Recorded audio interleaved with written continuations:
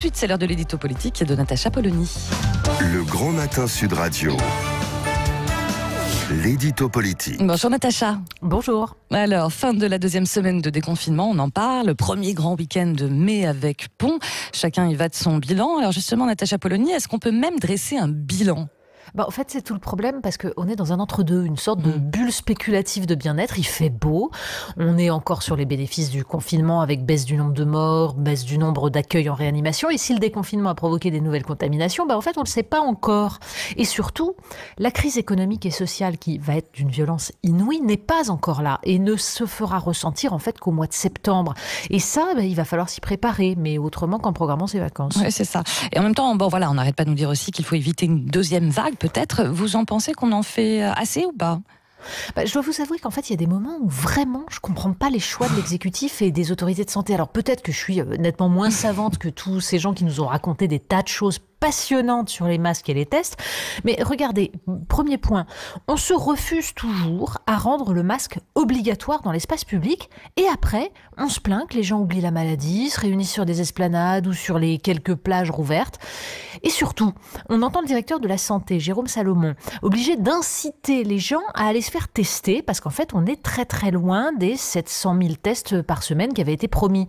On a tellement expliqué aux gens qu'il fallait pas, que c'était pas la peine. On a laissé des gens malades dans l'incertitude en refusant de les tester pour vérifier que c'était le Covid. Et maintenant, changement de stratégie. Moi, je trouve ça effarant. Mais l'explication, elle est simple. Il y avait pénurie, il n'y a plus pénurie. Simplement qu'on le dise comme ça. Ouais, c'est ça. Et vous croyez que ça peut avoir des conséquences ? Le ministre de la Santé se félicite qu'on arrive à identifier des clusters comme dans les abattoirs. Mais encore maintenant, on se limite aux gens qui ont des symptômes pour les tests. Quand on teste toute une population comme celle des abattoirs, on s'aperçoit qu'il y a plus de malades que ce qu'on croyait. Est-ce qu'il ne faudrait pas, quand apparaît un cluster, tester massivement toute la zone?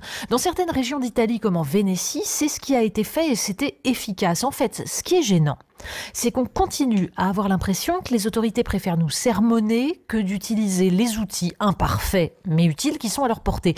Et si les contaminations reprennent, on nous expliquera que c'est parce qu'on n'a pas été sage. Ouais, forcément, l'infantilisation. Pour terminer, Natacha Polony, la une de Marianne cette semaine. On pose la question brutalement, la France est-elle foutue ?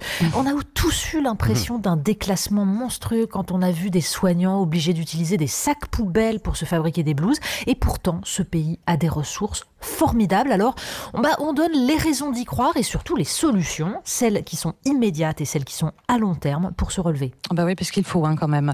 Merci beaucoup, Natacha Polony. À très bientôt. Merci à vous.